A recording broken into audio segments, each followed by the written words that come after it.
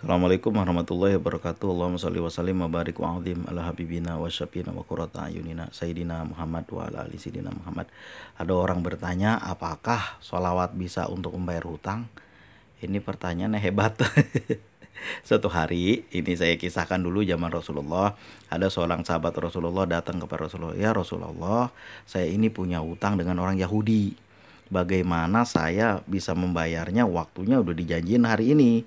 Jadi kebun korma saya itu kalau dijual sama kebun-kebunnya juga kayak kita gitu. Kalau dijual sama kebun-kebunnya juga kagak sanggup bayar utangnya. Yahudinya udah ngomel, udah marah-marah. Bagaimana ya Rasulullah?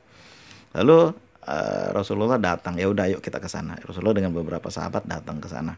Sampai di sana sahabat itu bersama Rasulullah udah ada di situ. Orang Yahudinya udah datang situ. Mana ini bayarnya? Mana? Nah. Ya Rasulullah, kalau bahasa kita mah ini udah kagak bisa pakai doa lagi. Udah kagak bisa pakai doa lagi ya Rasulullah, ini harus bayar. Nah, ini saya dengar dari Habib, beliau berkisah begitu kan. Lalu apa namanya? Tenang aja, Yahudi sini dulu bentar. Nanti insya Allah kita bayar. Nah, kemudian Rasulullah datang.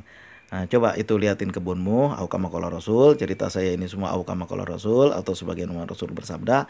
Lalu Rasulullah memuteri kebun itu. Di mana kamu biasa duduk kalau istirahat di kebun? Di sini ya Rasulullah. Oh ya, lalu Rasulullah memuteri kebun itu. Memuteri kebun itu, lalu duduk di situ. Nah, mungkin beliau membaca doa, lalu berputar lagi di sekitar itu. Lalu duduk lagi di situ. Lalu berputar lagi di sekitar kebun itu, dikelilingi nama Rasulullah. Lalu duduk di situ. Duduk di situ. Malah Habib bilang tidur di situ. Ya Rasulullah, ya orang Yahudinya udah nungguin dari tadi. Bagaimana ini? Ya sama juga kayak kita. Aduh Ustadz, bagaimana ide mondar-mandir mulu, telepon udah berdering-dering mulu, ini suruh bayar hari ini juga. Coba tuh. Jadi Rasulullah bersabda setelah itu, sekarang panen, petik kormamu. Baik ya Rasulullah, bayar pakai itu. Lalu dipetik kormanya itu, lalu dibayar sama Yahudi.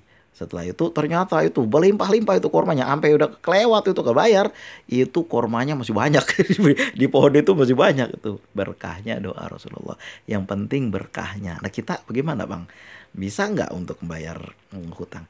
Begini, kita membaca sholawat, memohon kepada Allah, itu supaya doa kita sampai ke hadirat Allah. Doamu berputar-putar antara langit dan bumi sampai engkau membacakan sholawat kepada nabimu. Tengok tadi Rasulullah berdoa dan Allah kabulkan, menjadi berkah, berlimpah dan bisa bayar. Nah jadi suatu hari ada suatu orang yang utang ribanya udah banyak banget, sampai itu rumah-rumah sewanya tuh mau dieksekusi, mau disita. Lalu terdengar sama adiknya setelah dia memperbanyak baca sholawat, nggak tahu jalan keluarnya bagaimana. Kalau mau diambil, ambillah, udah daripada kita ditekan-tekan kayak gini. Itu kan udah saya bilang, yang namanya riba ujung-ujungnya barang kita yang udah ada hilang. Bukannya untung, malah hilang yang ada barang kita gara-gara riba tuh. Banyak banget videonya yang sudah saya bilang di bawah itu, di channel ini, di video lain. Lalu setelah itu terdengar sama adiknya, bayangin coba. Tadinya adiknya nggak dengar karena kotanya jauh itu, bukan dekat. Kak, kenapa kamu rumahmu mau disita? Kok tahu?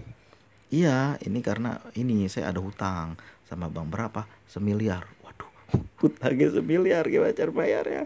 Nah, itu siapa yang menggerakkan adiknya itu untuk tahu? Dia membaca salawat terus menerus memohon kepada Allah, ya Allah tolongin. Lalu adiknya bilang gini, ya udah kakak, saya sebenarnya ada duit, tapi untuk saya kuliah S2. Nah, jadi tolong ini kakak terima uang untuk bayar, tapi kakak harus janji jangan main riba lagi. Iya, saya bilang, saya berjanji nggak akan main riba lagi, nggak akan berpinjam-pinjaman lagi lah, yang berbunga-bunga seperti itu, yang riba, yang konvensional saya nggak mau lagi. Nah ini ambil uang saya, nanti kamu untuk kuliah gimana, saya nggak usah dipikirin, nanti masih ada. Insya Allah nanti ada, Allah tolong. Pokoknya uang kakak tunain dulu. Alhamdulillah berhasil dibayar. Siapa yang menggerakkan hati adiknya itu untuk membantu kalau bukan Allah? Kita dari jauh-jauh hari sudah berpikir ketika kita mau ngambil sesuatu, ini Allah larang. Tapi apa kita bandel, kita masih mau begitu juga. Tengok itu Nabi Musa ngomel-ngomel sama Nabi Adam. Ini dia Nabi yang disebut sebagai Khalifatullah. Gara-gara dia kita terusir dari surga. Nabi Musa ngomel kepada Nabi Adam. Nah begitu juga kita. Jangan sampai kita ulang lagi. Orang udah diperingatin jauh-jauh hari, Jangan ambil, dia ambil juga. Akhirnya belangsak, belum pernah ada riba yang orang itu sukses, belum pernah saya dengar tuh, belum pernah dah. Mungkin saya yang mainnya kurang jauh. Tapi yang saya dengar itu dari saya masih kecil-kecil sampai sekarang belum pernah yang ada belangsak banyak banget itu. Ada yang mobilnya hilang, motornya hilang, tanahnya hilang, rumahnya hilang, tokonya hilang, rukonya hilang, itu semuanya gara-gara riba. Jangan sampai seperti itu. Mikir-mikir dulu kita. Jangan seperti karena kita ambil hari ini, besok rezeki kita udah mampet, biasanya juga begitu. Besok rezeki kita udah semakin kecil, lalu hilang sama sekali. Lalu kecil sama sekali, gak sanggup bayar. Nah, itulah. Jadi bagaimana Bang orang yang udah jatuh tempo, tidak ada permintaan lain, tidak ada tempat minta lain, mintalah kepada Allah terus menerus, mohon kepada Allah. Dan doa kita, apalagi kita tukang makan riba, apa langsung diterima dengan oleh Allah? Tidak seperti itu. Kita harus wasilah, apa itu perbuatan baik yang kita lakukan. Perbuatan baik Bang, kita mau bersedekah bagaimana dong? Saya juga gak punya. Kalau punya saya bayar duluan. Itu utang riba. Saya gak punya duit untuk bersedekah. Gimana caranya? Ya kita mendekatkan diri pada Allah, banyak-banyak bersolawat. Terus kita baca sholawat. Masa bertanya sama saya bilang ya udah kakak, tolong amalkan ini sampai sebulan, sampai mau mudah-mudahan ada ini rumah mau disita dalam waktu 1 bulan. Apa yang bisa saya lakukan Bang? Ya udah. Sekarang jauhkan dari riba, kakak bertobat dari riba, niatkan dia akan ngambil riba lagi, lalu tiap malam baca sholawat munjiat 1000 kali setelah sholat hajat. Nah, saya ijazahkan begitu. Tapi ya tawarannya ada juga. Seolah-olah kagak mau lepas dari kesusahan, jadi susah. Kita membaca sholawat munjiat di tengah malam, memohon kepada Allah. Sholawat munjiat, sholawat penyelamat. Jadi waktu itu kan kisahnya ada suatu kapal yang di dalamnya itu banyak orang dan kapal itu hampir tenggelam karena badai. Lalu seorang saya mengajak orang semuanya untuk membaca sholawat munjiat 1000 kali. Baru sampai 7 kali udah berhenti. Mungkin karena ada orang soleh di dalam itu. Lah kita orang tukang makan riba, bagaimana ceritanya? Kita mudah-mudahan kita memohon kepada Allah dengan membaca salawat, ada rahmah, ada keberkahan. Kan ada dulu saya kisahkan suatu kisah ketika seorang yang saya dengar dari Habib, beliau bercerita ketika hilang dompetnya, tasnya itu di Madinah, dia udah kecapean, dia memohon kepada Allah, membaca salawat di depan makam Rasulullah. Kita juga begitu, walaupun kita jauh dari makam Rasulullah, kita membaca salawat kepada Rasulullah. Tiap malam amalin, jangan aduh udah payah nih gimana nih, jangan dipikirin asal bayar itu dari mana, jangan seperti itu. Pokoknya kan baca aja dulu, baca terus menerus dengan penuh keyakinan. Kan dulu ada saya kisahkan, udah berapa kali saya kisahkan dulu itu, jadi ada seorang pedagang yang terlibat hutang 1 miliar gara-gara dia ditipu orang, barangnya diambil.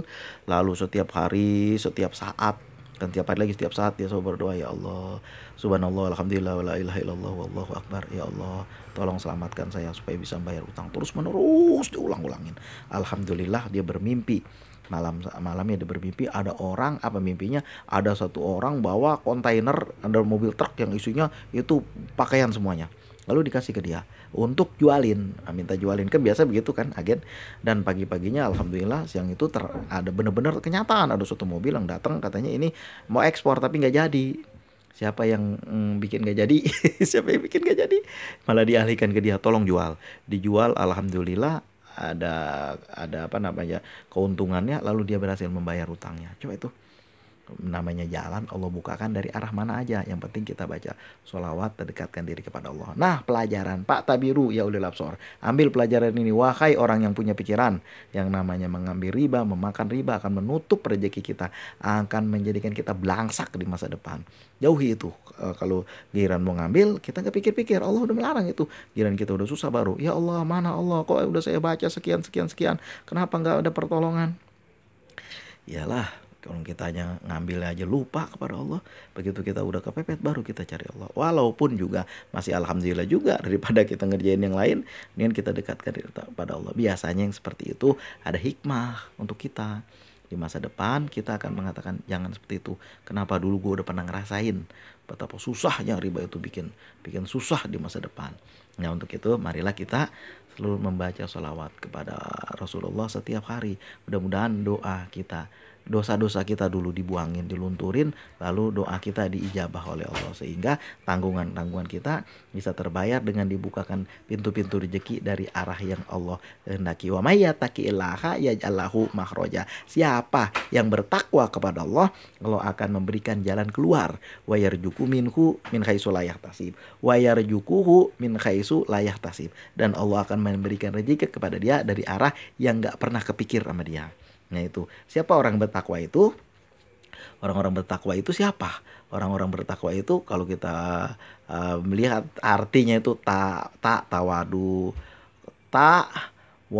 tawadu, wirai, kop, takwa, kok itu konaah. Jadi kalau ditanya siapa itu orang bertakwa, orang yang mencakup semua itu, tanda-tanda orang bertakwa itu disebut jelas dalam Al-Quran. Dan yang berurusan dengan Allah cuma satu, sisanya berurusan dengan manusia. Apa itu? Salah satunya wal kaziminal ghaidha wal afina anin nas, suka memaafkan manusia, menyambung silaturahim, dan jangan membuka aib orang kemana-mana.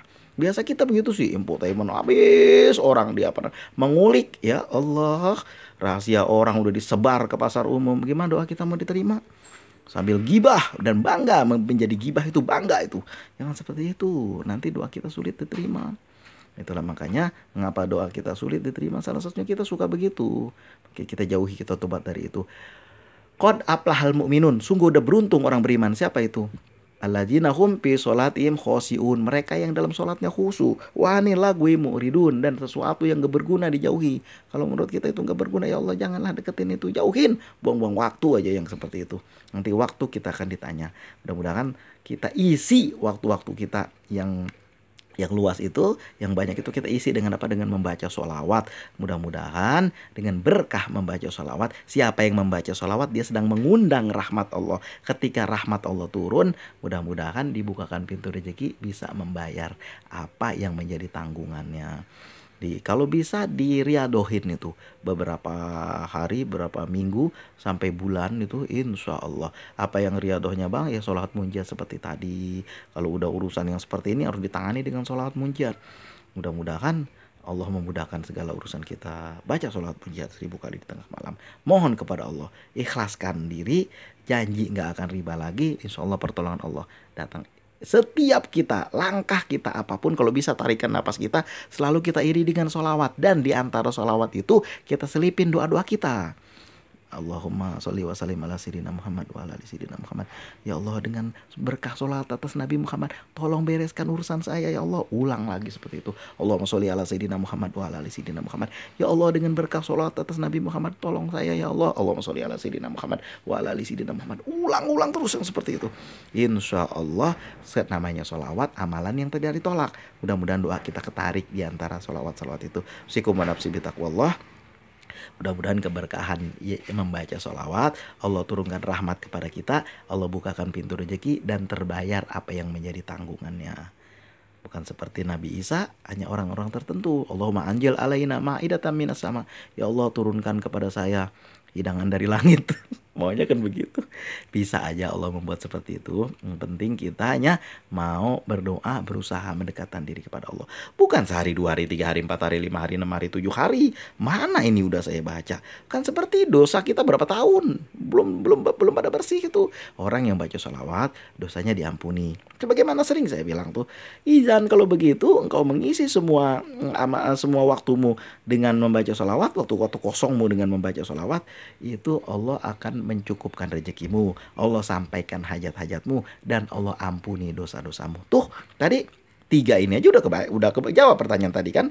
Apa itu? Allah akan mencukupkan rezekimu, Allah akan sampaikan hajat-hajatmu. Apa hajat kita? Pengen bebas dari kesusahan, bebas dari tekanan, bebas dari hutang. Nah itu Allah akan sampaikan hajatmu, dan yang penting Allah akan mengampuni dosa-dosamu. Allahumma sholli wa sallim wa barik ala sayyidina Muhammad wa ala ali sayyidina Muhammad. Ulang-ulang itu. Pertanyaannya udah kejawab kan tadi dengan hadis yang terakhir. Allahumma sholli wa sallim ala sayyidina Muhammad wa ala ali sayyidina Muhammad. Allahumma sholli wa sallim wa barik ala sayyidina Muhammad wa ala ali sayyidina Muhammad. Sikum wa nafsi bitaqwallah. Assalamualaikum warahmatullahi wabarakatuh.